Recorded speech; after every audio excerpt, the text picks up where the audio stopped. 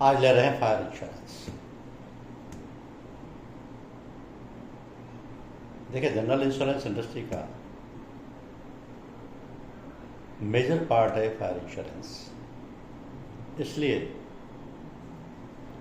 कि सारे commercial units में right from the shopkeeper to a micro industry to small industry to medium industry to corporate industry, everywhere आपको fire insurance की जरूरत पड़ेगी।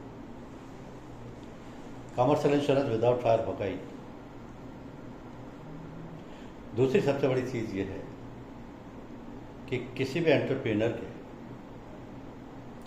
जो भी सबसे ज़्यादा कॉस्टली पोजेशंस हैं, प्रॉपर्टीज़ हैं, इन्वेस्टमेंट्स हैं, वो सब फायर इंश्योरेंस का ही पार्ट है। फॉर एग्जांपल, बिल्डिंग है, फर्नीचर फिक्चर्स एंड फिटिंग्स हैं, प्लांट एंड मशीनरीज हैं, स्टॉक्स हैं, ये सब फायर इंश्योरेंस का पार्ट है। और तीसरी चीज़, आपके पास बहुत सारे ऑप्शंस हैं फायर इंश्योरेंस को करने के लिए।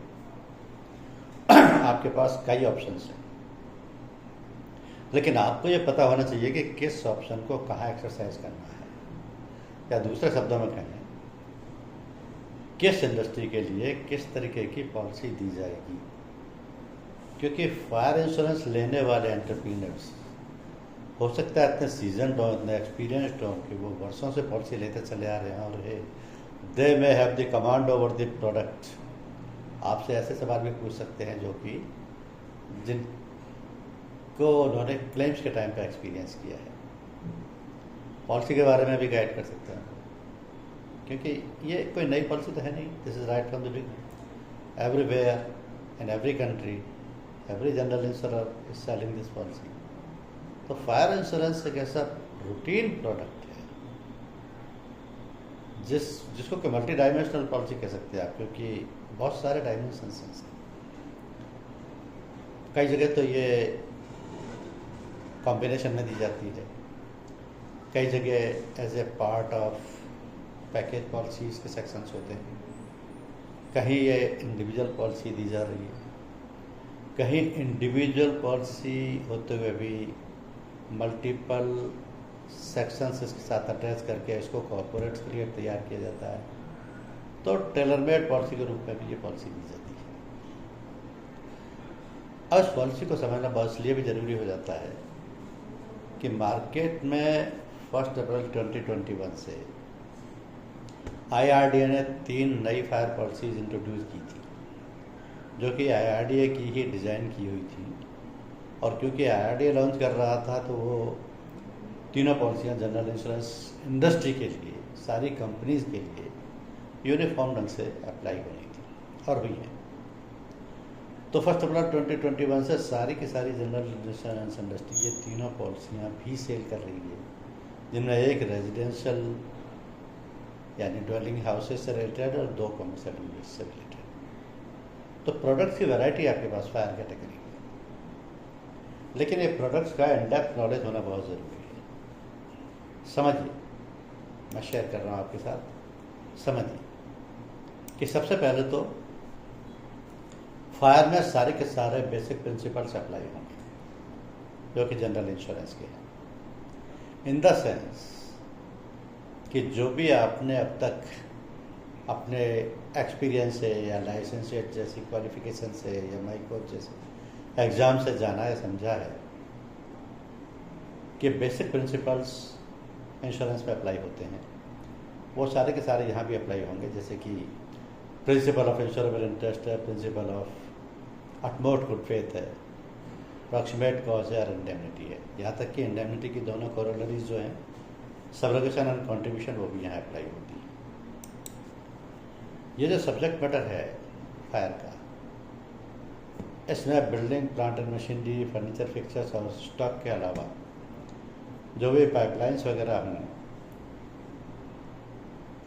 या जो भी अदर इन्वेस्टमेंट्स हों जो कि इंस्टॉल्ड हैं, वो सब भी शामिल किए जाते हैं। तो बेसिकली फायर इंश्योरेंस को एक प्रोडक्ट में इस तरीके से समझा जाता है जो कि जनरल कंसेप्शन है पब्लिक का कि फायर इंश्योरेंस का मीन्स फायर रिस्क कवर है, जबकि बिल्कुल गलत है। क्योंकि फायर इंश्योरेंस पॉलिसी में फायर केवल एक पेरिल है आउट ऑफ ऑल 14 पेरिल्स। तो उन एक पेरिल्स में से भी फायर की definition time to time change होती रहती है, रिवाइज होती रहती है, और वो फायर पॉलिसी की डेफिनेशन आज भी इन पॉलिसी में रिवाइज है। तो बेसिकली फायर कंपोनेंट को अगर आप देखें तो इन एडिशन टू फायर जितने भी उसके 13 रिस्क हैं वो भी पॉलिसी में शामिल है, लेकिन कॉमन कंसेप्शन जो है कि फायर से अगर कोई लॉस होता है तो इंश्योरेंस कंपनी उसको इंडेमनीफाई करती है। यही फायर इंश्योरेंस पॉलिसी का मेन वर्क होता है। अब इसको समझने के लिए, क्योंकि IRDAI ने पॉलिसियाँ लॉन्च की थी तो बहुत सारी चीज़ें चेंज कर दी थी पॉलिसी में। जो पॉलिसी बेसिक थी, यानी कि बेसिक का जब हम बात करते हैं तो इसके मायने होते हैं कि standard fire and special peril policy, तो वो आज भी है और पूरी इंडस्ट्री में है और सेल भी होती है। लेकिन अब उसके पैरामीटर्स चेंज हो गए, क्योंकि उसके बाद जब ये रिवाइज्ड और रिनोवेटेड प्रोडक्ट्स मार्केट में आए तो उनमें कवरेज भी बढ़ा दिया गया, सम इंश्योर्ड का पैटर्न भी स्टैंडर्डाइज कर दिया गया, इनबिल्ट एडिशनल कवरेज भी जोड़ दिए गए, इनोवेटिव कवरेज भी डाले गए, और इन दोनों प्रोडक्ट्स को थोड़ा सा डिफ्रेंशिएट भी किया गया। उसके पीछे कई रीजंस थे, क्योंकि standard fire and special peril policy में जो लैंग्वेज यूज की गई है that is very complex, very jargon language, तो वो इतनी ईजी नहीं है कि आम कस्टमर उसको समझ सके। दूसरे उसमें पॉलिसी में कंप्लीट कवरेज भी नहीं है, ज़्यादातर कवरेज उसमें एड ऑन के फॉर्म में दिया जाता है, और एड ऑन के फॉर्म में जब दिया जाएगा इसका मतलब कस्टमर से आप एडिशनल प्रीमियम चार्ज कर रहे हैं। तीसरा, उसमें मिससेलिंग की बहुत ज़्यादा गुंजाइश थी, क्योंकि ऐसा हो रहा था जो कि IRDAI ने ऑब्जर्व किया है।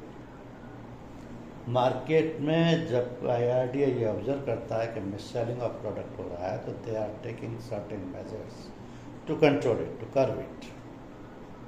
इसमें भी कुछ ऐसे स्टेप्स लिए गए। दूसरे, कवरेज की क्लैरिटी दी गई, और सम इंश्योर्ड निकालने के लिए एक स्टैंडर्ड मेजर अडॉप्ट किया गया। अब क्योंकि मार्केट में सभी तरीके के प्रोडक्ट्स अवेलेबल हैं, जिनमें कि इंडिविजुअल प्रोडक्ट भी है, पैकेज पॉलिसी भी है, वो सब हैं, तो इनको कुछ क्राइटेरिया रखे गए। जैसे ये दोनों पॉलिसी जो है, भारत सूक्ष्म उद्यम सुरक्षा और लघु उद्यम सुरक्षा, इनको 50 करोड़ से ज़्यादा के सम इंश्योर्ड के लिए नहीं दिया जाएगा। अगर 50 करोड़ से ज़्यादा का सम इंश्योर्ड है तो आज भी standard fire and special peril policy को ही दिया जाएगा।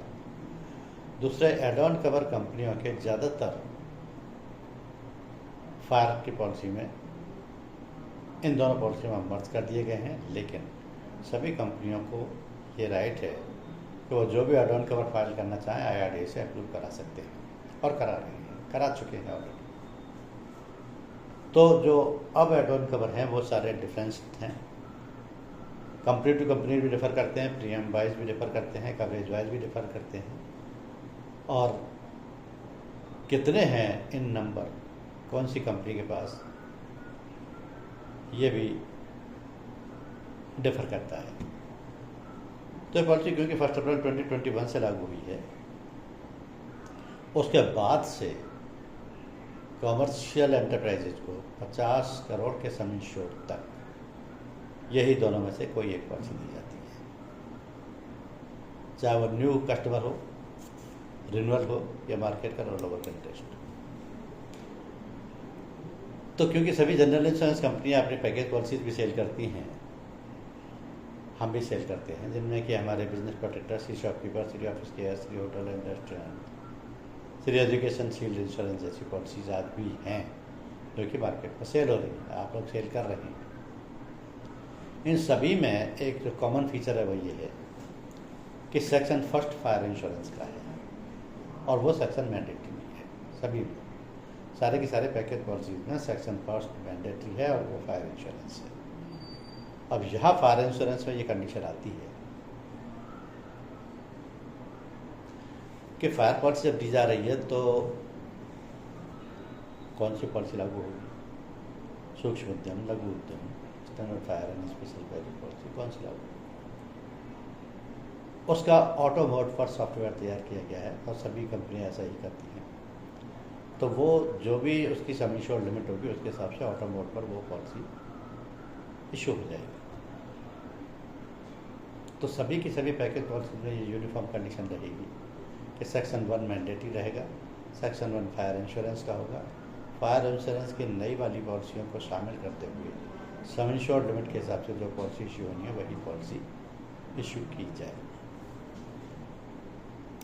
अब ये सम इंश्योर्ड लिमिट इस तरीके से डिसाइड की गई इन दोनों पॉलिसियों के लिए कि सूक्ष्म उद्यम के लिए 5 करोड़ मैक्सिमम, सूक्ष्म मीन्स माइक्रो, मैक्सिमम 5 करोड़ तक के सम इंश्योर्ड के लिए है। 5 से ऊपर निकलते 50 करोड़ तक के सम इंश्योर्ड के लिए लघु उद्यम है। लेकिन ये जो वैल्यू ली जाएगी इसका बेसिस ये रहेगा कि रिस्क एट वन लोकेशन कितना है, उस हिसाब से ये सम इंश्योर्ड अप्लाई होगा। तो किसी भी सूरत में 5 करोड़ से ज़्यादा के सम इंश्योर्ड के लिए सूक्ष्म उद्यम सुरक्षा पॉलिसी नहीं दी जा सकती। कोई भी जनरल इंश्योरेंस कंपनी नहीं दे सकती। ऑल इंडिया में 5 करोड़ तक के लिए सूक्ष्म उद्यम ही रहेगी। हाँ, सब्जेक्ट मैटर आपको देखना है कि चाहे आप सोलली सिर्फ बिल्डिंग की इंश्योरेंस कर रहे हैं या सिर्फ किसी नॉन इंडस्ट्रियल इसकी इंश्योरेंस कर रहे हैं, जैसे कि होटल, ऑफिस, शॉप, हॉस्पिटल वगैरह है जहाँ पर कि कोई प्रोडक्शन नहीं होता, आउटपुट नहीं होता, टर्नओवर नहीं होता, तो वहाँ भी फायर पॉलिसी दी जाएगी। और अगर ये होते हैं by chance production, turnover, output की कोई मैन्युफैक्चरिंग यूनिट है तो भी फायर इंश्योरेंस पॉलिसी दी जाएगी। स्टोरेज रिस्क को, बड़े बड़े गोडाउन्स होते हैं, स्टोरेज रिस्क को स्टोरेज ओपन में भी हो सकता है, क्लोज गोडाउन में भी हो सकता है, वो भी सारा फायर इंश्योरेंस पार्ट का ही पार्ट रहेगा। प्लस यूटिलिटीज एंड टैंक भी फायर इंश्योरेंस का ही पार्ट रहेगा। ये सब सब्जेक्ट मैटर है फायर इंश्योरेंस पॉलिसी की।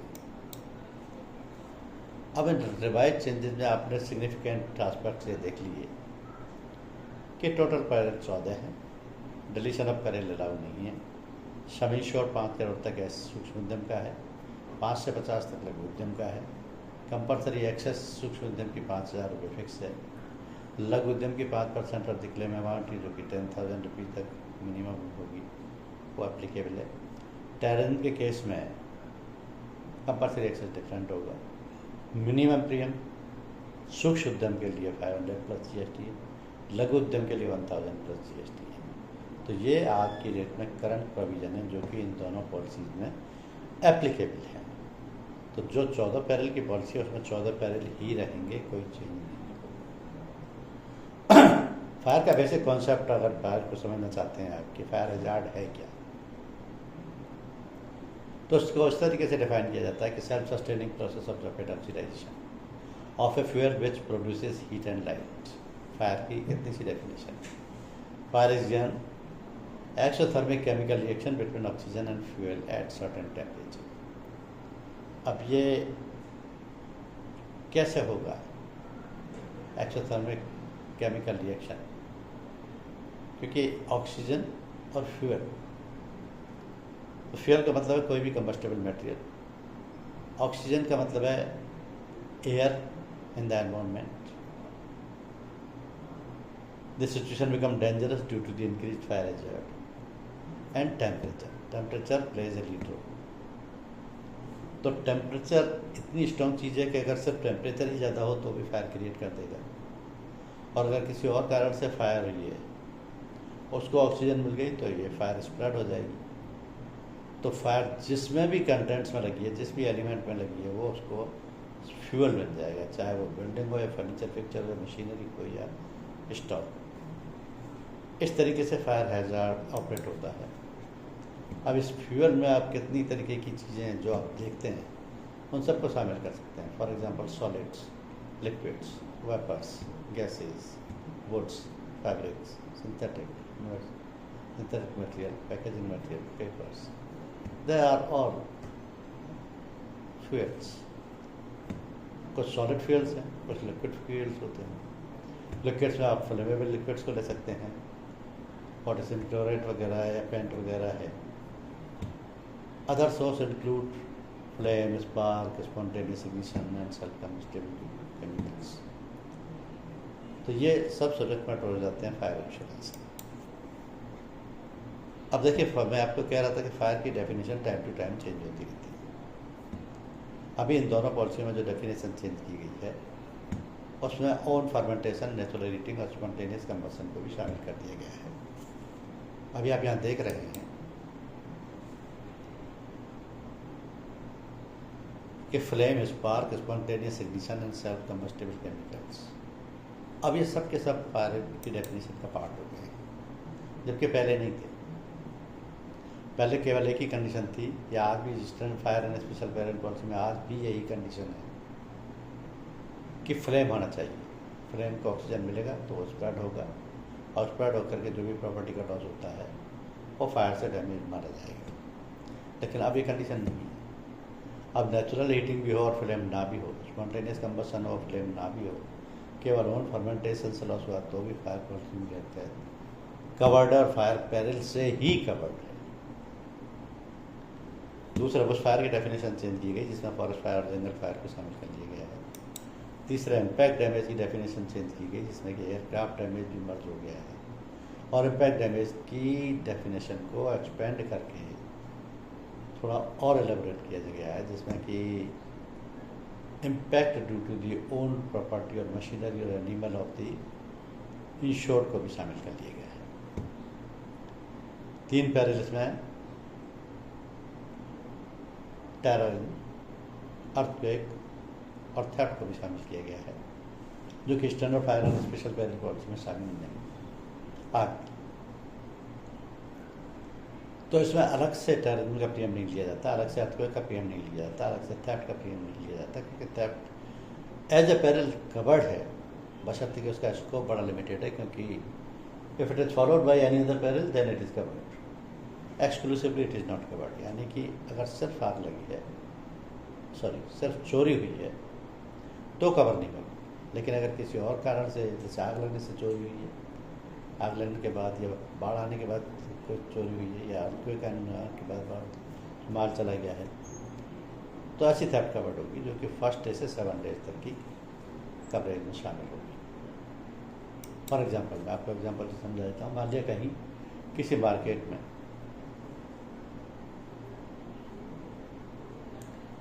दंगे हुए, और उन दंगों में एक दंगाई ने शॉप की शटर तोड़ी या विंडो तोड़ के अंदर घुस गया, 35,000 का सामान ले गया और विंडो का नुकसान कर गया। अब ये पेरिल फायर पॉलिसी में कवर्ड है, ये थेफ्ट है, थेफ्ट कवर्ड है। क्यों है? क्योंकि सिर्फ थेफ्ट नहीं है, this is followed by rights. Rights कब हुए हैं? मार्केट में राइट हुए हैं, दंगे हुए हैं, उनमें से एक दंगाई दुकान में घुस के ऐसा करके गया है, सामान भी ले गया, विंडो को भी तोड़ दिया। तो ये पॉलिसी दोनों का एक्सपेंडिचर रिइंबर्स करेगी। माल का लॉस हुआ है जैसे 35,000 का होगी, प्लस विंडो रिपेयर चार्जेज भी, जो कि 15,000, 20,000, 10,000 whatever charge. Deletion of peril को बंद कर दिया गया। डिलीशन ऑफ पेरिल के मायने हैं कि अब इस पॉलिसी में से 14 पेरिल में से एक भी पेरिल डिलीट नहीं, क्योंकि normal standard fire and special peril policy में 2 सेट ऑफ पेरिल्स को डिलीट किया जाता है, जिनमें कि STFI और RSMD शामिल है। RSMD means riot strike malicious damage, STFI means storm tempest flood inundation. तो दोनों सेट ऑफ पेरिल आज भी standard fire and special peril policy में एक्सक्लूजन्स के लिए ऑफर किए जाते हैं कि आप चाहें तो इनको डिलीट करा सकते हैं, उसके बदले में प्रीमियम रिड्यूस हो जाएगा। लेकिन इन दोनों पॉलिसी में ये प्रोविजन नहीं है। From day 1 to the date of expiry, all 14 perils will continue as it is in the policy, both the policies. अच्छा, कोई भी जनरल इंश्योरेंस कंपनी नहीं करेगी और दोनों पॉलिसी में नहीं करेगी, क्योंकि दोनों पॉलिसीज यूनिफॉर्मली सारी जनरल इंश्योरेंस कंपनीज के लिए एप्लीकेबल हैं, सिर्फ आपकी कंपनी के लिए नहीं है। इनके अलावा कुछ और बेनिफिट दिए हैं IRDA ने जो उस पॉलिसी में शामिल किए गए हैं।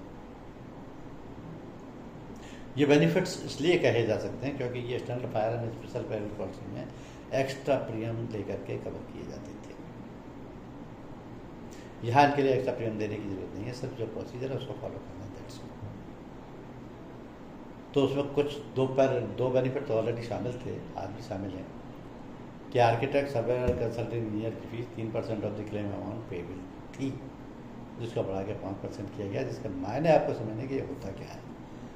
अगर 10 बार भी इसको रिपीट करें और अगर आपको उसका मीनिंग नहीं पता हो तो उसका कोई यूटिलिटी नहीं ले जाती है। किसी भी फर्म में अगर किसी भी शॉप वगैरह में कोई इंडस्ट्री में कोई लॉस हुआ है जो कि फायर पॉलिसी में कवर्ड है, तो वो लॉस तो फायर पॉलिसी पे करेगी इन एडिशन, क्योंकि वहाँ रीस्टार्ट हो रहा है वर्क या उसको रिकंस्ट्रक्ट किया जा रहा है। तो जो ओनर है वो आर्किटेक्ट को या सर्वेयर को या कंसल्टिंग इंजीनियर को फी पे करेगा। वो पहले 3% of the claim amount cover थी, जो अब 5% कर दी गई है। ये in addition to actual loss होती है। सिमिलरली रिमूवल ऑफ डेब्रिज, अगर किसी भी शॉप में या किसी भी फैक्ट्री में कहीं भी कोई डैमेज होता है अर्थक्वेक से या फ्लड से या फायर से, तो आप देखते हैं कि मलबा हो जाता है, बहुत ज़्यादा मलबे का ढेर हो जाता है। प्लस जो चीज़ें हिल गई हैं या जो चीज़ें ब्रेकेबल कंडीशन में हैं या जो कि डिमोलिश हो चुकी हैं, उनको हटाने की कॉस्ट आती है। जो कॉस्ट वाले 1% ऑफ द क्लेम अमाउंट थी, अब दोबारा 2% कर दी गई। और सी पीरियड में अगर बिल्डिंग में कोई प्रीमिसेस में कोई एडिशन, एल्ट्रेशन और एक्सटेंशन किया जाता है तो वो भी उसमें पॉलिसी पीरियड में ही कवर भी हो जाएगा, बशर्ते कि it is intimated to the insurance company and this is subject to 15% of the sum issued. 15% तक तो कोई टेंशन नहीं। 15% से ज़्यादा का अगर आपने कोई एडिशन डिलीशन कराया है तो फिर उसके लिए स्पेशल अप्रूवल चाहिए। टेम्परेरी रिमूवल ऑफ स्टॉक अब कवर है, पहले इसमें ऐड ऑन था। स्पेसिफिक कंटेंट भी कवर है, स्टार्ट ऑफ एक्सपेंसेस भी कवर है, cost compare by municipal regulations. अगर कोई लोकल अथॉरिटी ने कोई क्लॉज जारी किया जिसके तहत वो एंटरप्रेन्योर को कुछ एडिशनल काम कराना पड़ रहा है, जो कि ड्रेनेज से या एयर पोल्यूशन से या किसी भी अनहाइजेनिक चीज़ से हो रहा है, उसमें एंटरप्रेन्योर की कॉस्ट लग रही है, तो वो अब रिइंबर्स हो जाएगी।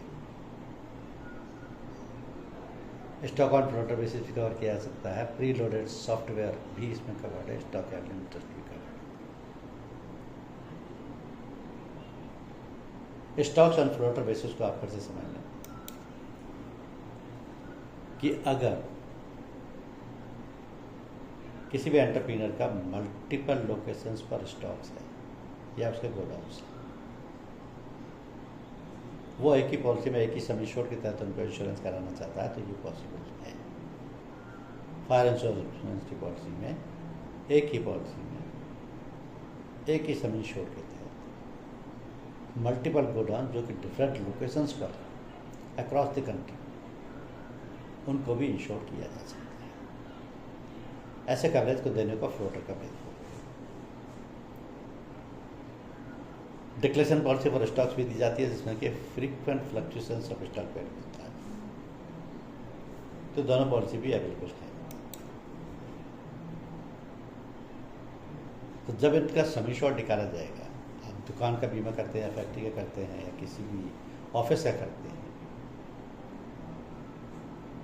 तो सम एश्योर्ड निकालने के लिए अब आपको ये स्टैंडर्डाइज्ड पैटर्न यूज करना है कि building, plant and machinery, furniture, fixtures and fittings and drawing, ये तीनों चीज़ें, ये तीनों प्रॉपर्टी में आती हैं।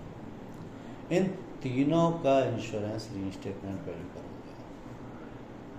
Building, plant and machinery and furniture, fixtures and fittings, they are the part of the property. लेकिन जो माल है, स्टॉक है, गुड्स है, वो वैरायटी का हो सकता है, डिफरेंट वैरायटी का। फॉर एग्जाम्पल उसमें कुछ पोर्शन रॉ मटेरियल है, कुछ स्टॉक इन प्रोसेस है, कुछ फिनिश्ड स्टॉक्स है, तो वैरायटी ऑफ प्रोडक्ट्स को भी दे। इन सब के लिए अलग अलग सम इंश्योर्ड का बेसिस रहेगा, क्राइटेरिया रहेगा। रॉ मटेरियल जो उसको भी आपने मंगाया है, कहीं से भी मंगाया, उसकी लैंडेड कॉस्ट क्या आई है, स्टॉक ऑन प्रोसेस में इनपुट कॉस्ट क्या जुड़ गई है, फिनिश्ड स्टॉक में उसकी मैन्युफैक्चरिंग कॉस्ट क्या निकल के है, manufacturing cost of the finished stock और the contract price of goods sold but not delivered के बेसिस पर इसका इंश्योरेंस होगा। लेकिन building plant and machinery furniture business में कोई चेंज नहीं। और अगर उसमें ऑफिस में या फैक्ट्री में या शॉप में कोई पीसेस स्टोन्स है या कोई महंगी आइटम है या कोई यूनिक आइटम है, पीरियड्स हैं, उनके इंश्योरेंस एग्रीड वैल्यू बेसिस पर करनी चाहिए। लेकिन क्योंकि सबसे ज़्यादा इन्वेस्टमेंट किसमें है, बिल्डिंग में, प्लांट एंड मशीनरी में, फर्नीचर फिक्सर्स एंड फिटिंग में, तो इनका इंश्योरेंस रीस्टेटमेंट वैल्यू पर ही होगा। और रीस्टेटमेंट वैल्यू कहते किसको है,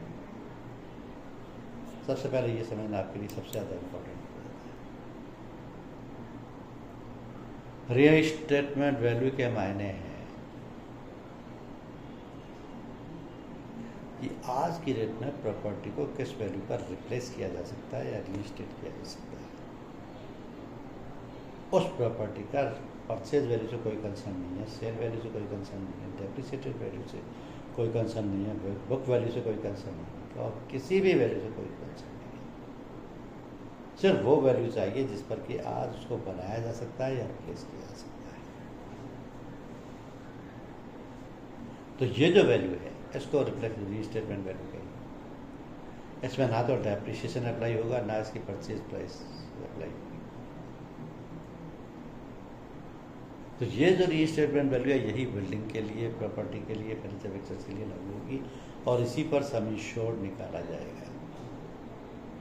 गुड्स के केस में तरह तरह की चीज़ें हो सकती हैं, जैसे रॉ मटेरियल में landed cost,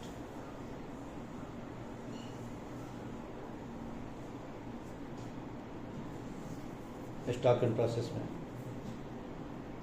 input cost, manufactured item के लिए मैन्युफैक्चरिंग कॉस्ट, सोल्ड आइटम के लिए अगर किसी आइटम को बेच दिया है, डिलीवर नहीं हो पाया, बेच दिया है, और डिलीवरी से पहले अगर वो डैमेज हो जाता है ओनर की कस्टडी में,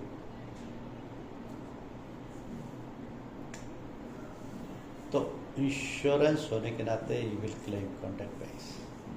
कॉन्ट्रैक्ट प्राइस मीन्स जिस प्राइस पर उसने सेल किया है, and insurance company will pay it because this is part of the policy.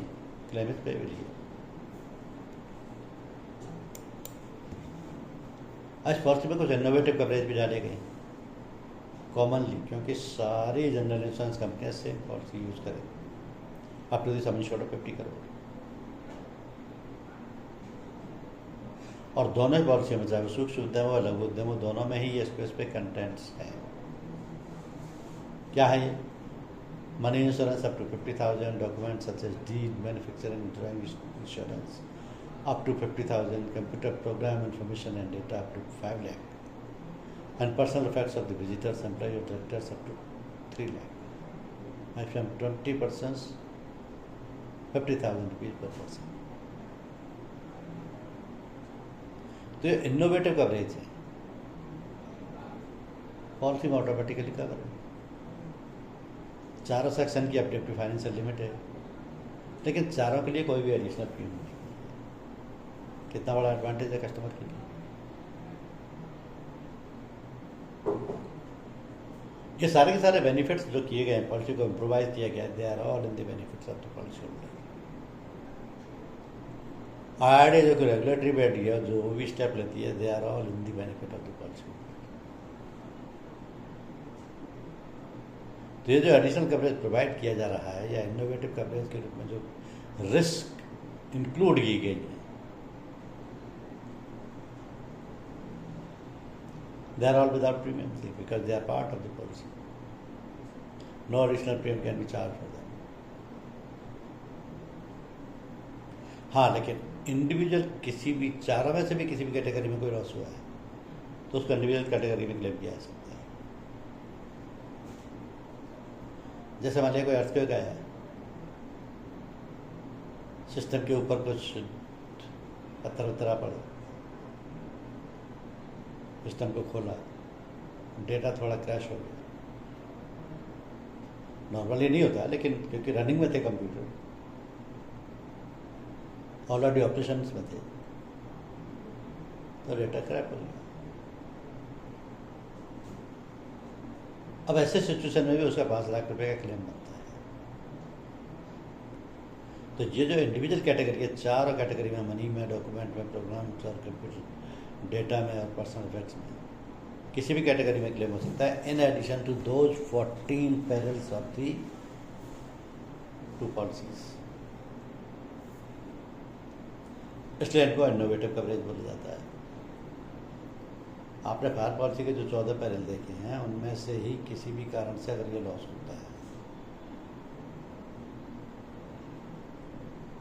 तो ये लॉस पे करेगा।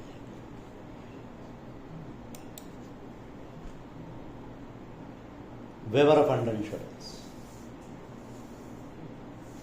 ये क्लॉज इसलिए डाला है आईआरडीए ने कि क्योंकि ये कंडीशन है कि सम इंश्योर्ड रीस्टेटमेंट वैल्यू पर लिया जाएगा, और उस रीस्टेटमेंट वैल्यू में 5 to 10% प्लस माइनस हो सकता है।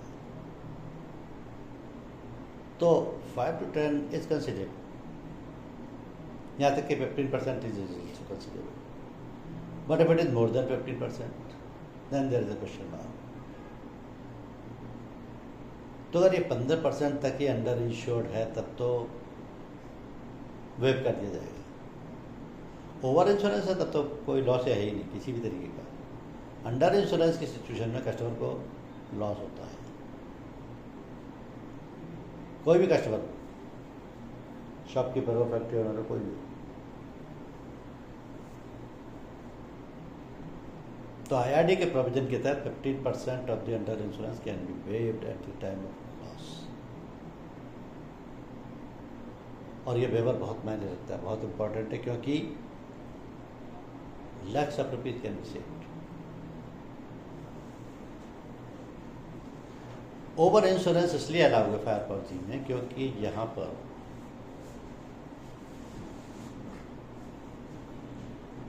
कोई आईडीबी जैसा फंडा लागू नहीं होता है जो कि मोटर में लागू होता है। आईडीबी नाम की चीज़ है ही नहीं, नॉन मोटर के किसी भी प्रोडक्ट में आईडीबी नाम की चीज़ नहीं होती, केवल मोटर के अलावा और कहीं भी आईडीबी नाम की चीज़ लागू नहीं होती। तो फायर में तो आईडीबी का मतलब ही नहीं। दूसरा, क्योंकि इंश्योरेंस सम इंश्योर्ड के पॉइंट ऑफ व्यू से करंट रिप्लेसमेंट वैल्यू पर हो, अगर उसे जाता है तो कोई नुकसान नहीं, बल्कि एक बेनिफिट ये है कि by the way policy period में कुछ रेट बढ़ते हैं तो वो भी ऑटोमेटिक कवर्ड हो जाएंगे, क्योंकि आपने एडिशनल या सरप्लस सम इंश्योर्ड ले रखा है। तो यहाँ क्या होगा कि अगर 15% तक अंडर इंश्योरेंस है तो कोई टेंशन नहीं, वे हो जाएगी। Insured has to lose nothing till the under insurance is 15%. Otherwise, the insured is the only person who is loser.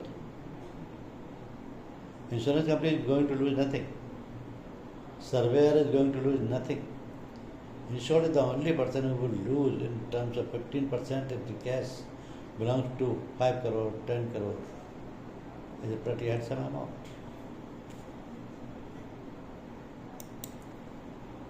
Example से समझ लीजिए। एग्जाम्पल सिर्फ इसलिए है कि अंडर इंश्योरेंस की इंपॉर्टेंस आपको पता लगे।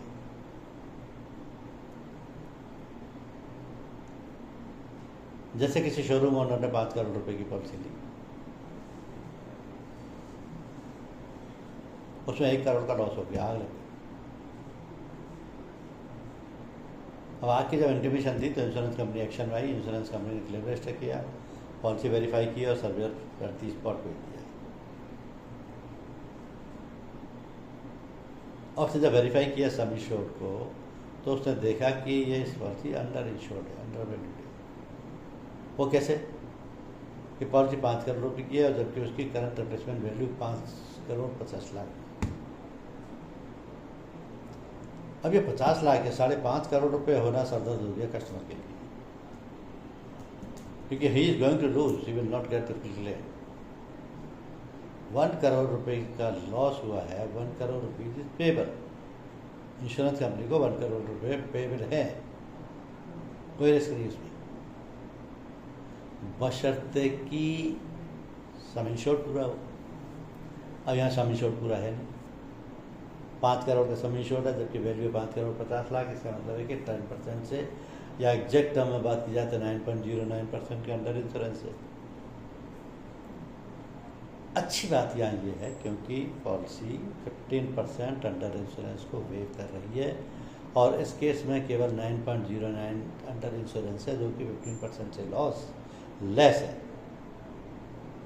तो ये अंडर इंश्योरेंस 15% से लेस है, इसलिए surveyor will deduct nothing and claim will be paid full as 1 crore rupees under this policy.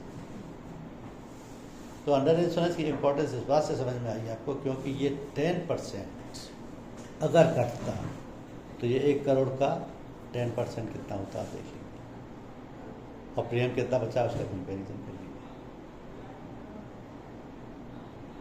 इसलिए अंडर इंश्योरेंस बहुत ज़्यादा इंपॉर्टेंट हो जाता है फायर पॉलिसी में, क्योंकि ओवर इंश्योरेंस है तो कोई टेंशन नहीं, अंडर इंश्योरेंस है तो परेशानी है।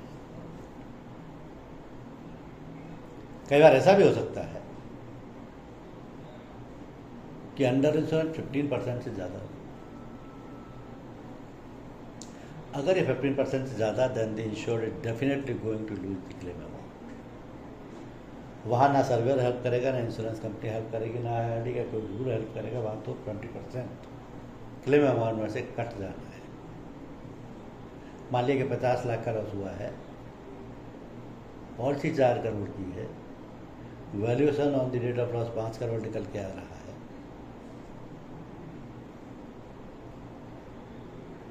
तो क्योंकि 20% अंडर इंश्योरेंस हो गया।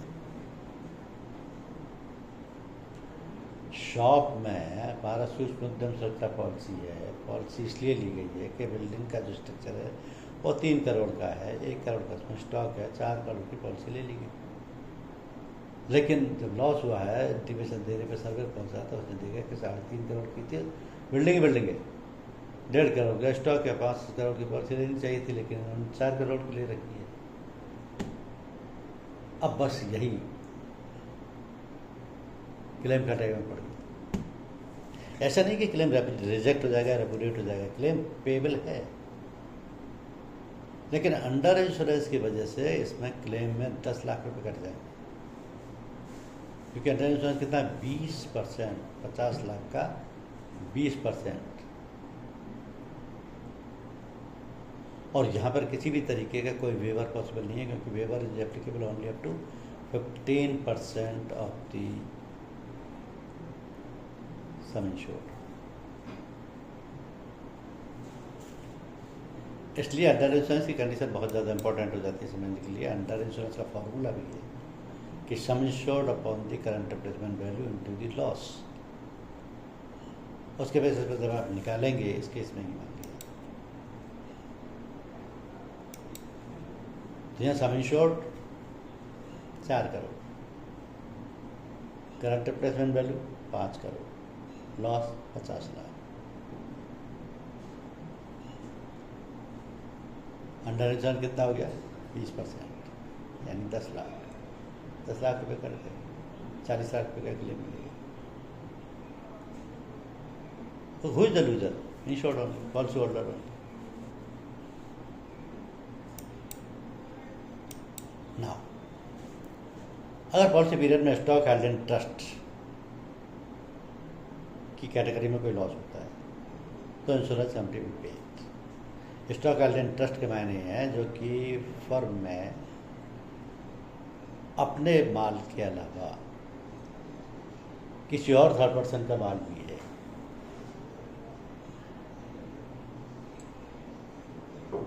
वो फिनिश गुड्स भी हो सकता है, सेमी फिनिश गुड्स भी हो सकता है, स्टॉक इन प्रोसेस भी हो सकता है, रॉ मटेरियल भी हो सकता है, पैकेजिंग मटेरियल भी हो सकता है। किसी दोस्त का है या किसी और रिलेशन का है या किसी और कारण से रखा हुआ है, अगर वो भी डैमेज हो गया तो उसका लॉस अब पेबल है।